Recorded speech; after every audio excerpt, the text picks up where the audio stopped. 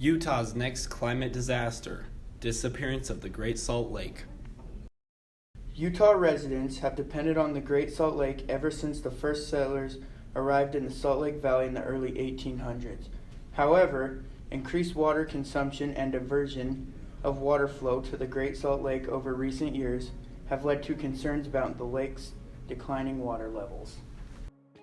The Great Salt Lake is vital to Utah's environment and has a huge influence on our way of life. The lake and its wetlands provide minerals for Utah's industries, thousands of local jobs, and habitat for 10 million migratory birds. Fertilizer and brine shrimp from the lake feed millions of people worldwide.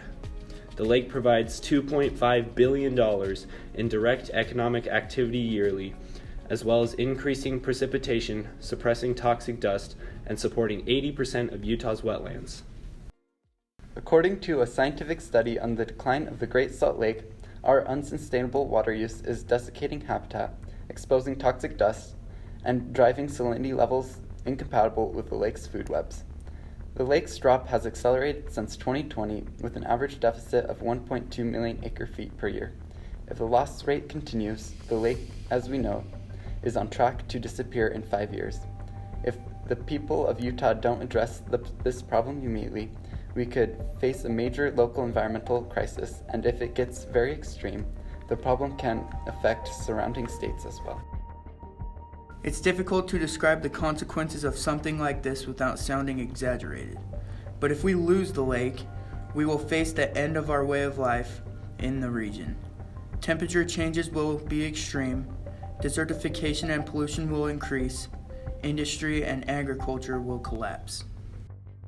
Not only will our physical surroundings be dramatically impacted by the loss of the lake, but our physical health as well. Lake beds have been drying up, leaving exposed shores containing harmful chemicals that can now be transmitted into the air we breathe. The following pollutants have been detected in the Great Salt Lake sediment: arsenic, cadmium, mercury, nickel, chromium, lead, copper, selenium, organic contaminants, and cyanotoxins. These pollutants can be transported by dust particles smaller than 10 microns, 1/5 the width of a hair. Particulate matter from dried lake beds can increase rates of chronic and acute diseases associated with air pollutants, including reproductive dysfunction, developmental defects, cognitive impairments, cardiovascular damage, and cancer. Air pollutants already causes 1 in 5 deaths globally, around 12.1 million premature deaths annually. And dried lake beds can erase air quality improvements that took decades to achieve. Increased dust deposition in the wet watershed can also damage agricultural crops, degrade soil fertility, and cause premature snow melt when deposited on snowpack. In order to avoid these harmful substances and their effects on the body, we need to take further action so that these can no longer become a worry for the public. Current declining water levels have had huge impacts on habitat for wildlife. If water consumption progresses to the point where the lake is lost, over 10 million migratory birds and wildlife will lose their source of food and habitat. Additionally, the lake's diverse wetland, island, and open water environments are becoming even more crucial as habitat is lost or degraded throughout the western U.S. The primary factors in the decline of the Great Salt Lake are climate change, urban irrigation, and agriculture irrigation. Although less significant than other factors, one of the causes of the decline of the Great Salt Lake is climate change. Higher average environmental temperatures caused by global warming mean that evaporation rates of water are going up. Climate change currently accounts for about 9% of the lake's decline based on current estimates. Between 1958 and 2007, the amount of rain or snow falling in the heaviest storms in the northeastern United States increased on average by 67%. As the world heats up, the climate starts to get unstable, creating longer periods of drought than flooding when it finally does decide to rain, as more water vapor is able to reside in the air, with evaporation occurring at a more rapid rate. Another relatively minor factor in the declining water levels of the Great Salt Lake is diversion of water for residential and municipal use. This accounts for another 9% of water consumption, 90% of which is irrigation for lawns, decorative plants, and other outdoor vegetation. Federal and state construction of dams, canals, and pipelines in the 1900s allowed the Great Salt Lake's watershed natural runoff to be diverted for agriculture, industrial, and municipal use. Urban water diversion infrastructure has led to unsustainable water consumption and plummeting lake levels. Although urban irrigation accounts for a smaller proportion of total diverted water flow, we can still assist the Great Salt Lake and its ecosystems by making efforts to reduce outdoor water use. The single largest source of water consumption contributing to the decline of the Great Salt Lake is irrigation for agriculture. According to a January 2023 scientific study by more than 30 local environmentalists and college professors, agriculture dominates water use in the Great Salt Lake watershed. Irrigation of alfalfa and other crops directly accounts for around 3/4 of total consumptive water use, plus 5 to 10% indirectly through storage and transport losses, such as reservoir evaporation. Farmers are heavily invested in production of their crops. They will do whatever is necessary to maximize crop yields, including caring for their land and water.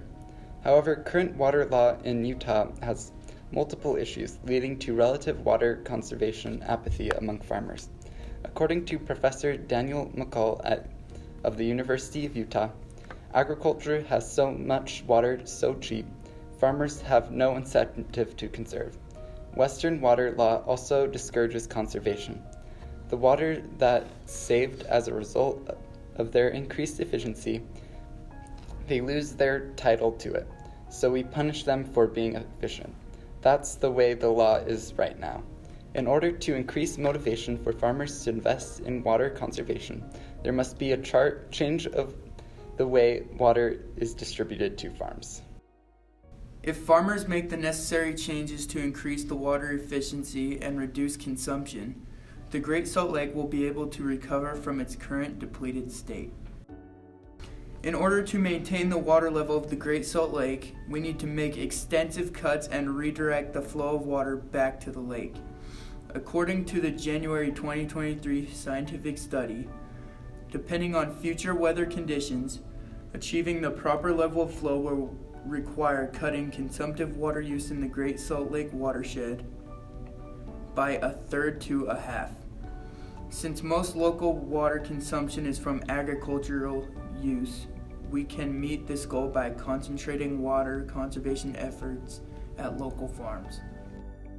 Current laws establishing water rights encourage farmers to use their full allocations of water, lest they could lose it. The lack of any incentive for people to save water reduces farmers' interest in implementing water-efficient practices and technologies.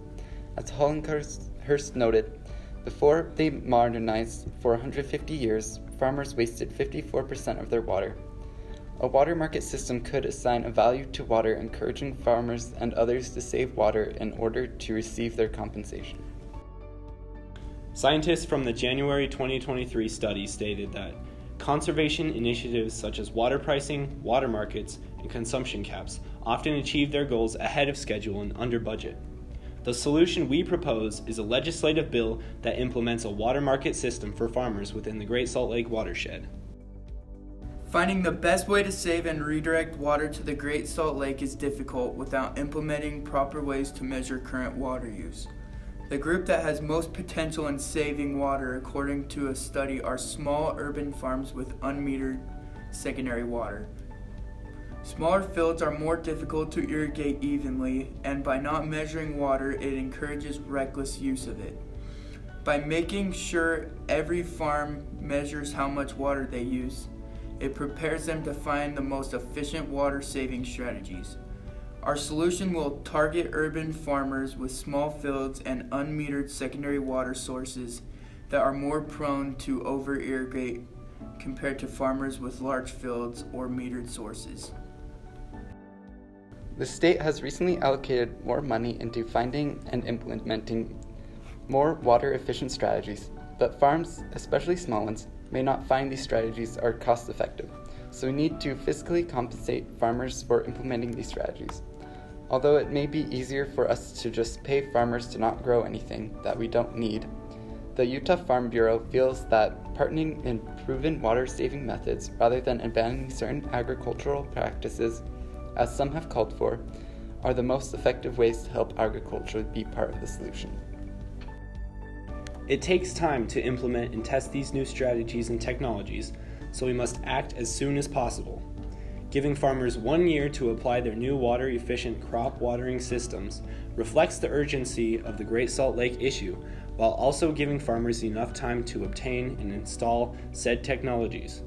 The goal during this 1-year program is to get the net water usage of irrigated farms to about 2/3 of what it currently is, as that is what needs to happen in order for greater stability. After the 1-year period, water shares will be assigned to farmers based on current water usage, but at a reduced flow, that is 67%. Many farmers might object to a drastic decrease in their water supply, so money is being given to them to increase water efficiency on the farm. Greater efficiency will reduce their demand for water, thus matching the reduction in supply. With the help of the technology investments, wasted water can go toward the supply of water for watering crops. Using the water measurements established in Step 1, farmers will be charged based on their water usage relative to the 67% standard, with 67% being a $0 extra charge. This will increase farmers' incentives to maximize efficiency and not just meet the 67% standard, further reducing diversion of water from the Great Salt Lake to irrigate farms. In addition, if farmers use less than 67%, they will be financially compensated using revenue gained from charging the farmers that overuse water and state funds. With public support and your help, we can get said water conservation legislation passed and implement this solution for the benefit of the Great Salt Lake and the many millions of people and animals that depend on its existence as a vital source of life. We encourage all to help by primarily supporting water market legislation and secondarily being mindful of personal water usage, thus helping to conserve precious water and preventing the disappearance of the Great Salt Lake.